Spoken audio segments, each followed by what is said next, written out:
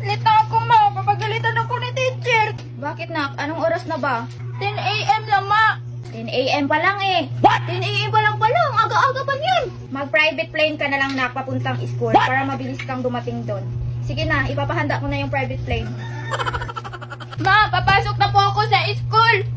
Teka lang, nak, Twinkle. Ito oh. Ma, wag na po, ma. Madami na po akong baon o snack. Tapos, ma, meron pa pong natira na pera kahapon na binigay mo na baon. Ito po, oh. Oh no. Bakit hindi pa din ubos yung baon mo kahapon, nak? Twinkle, nak. Sinabi ko naman sa'yo, ubusin mo yan, di ba? Bakit may natira pa? Hindi ko po kasi naubos kahapon, ma. Kasi ang dami nang binigay mo na baon. Ay, nakaka-stress ka talaga, Twinkle. Bakit hindi mo inubos yung baon mo na kahapon?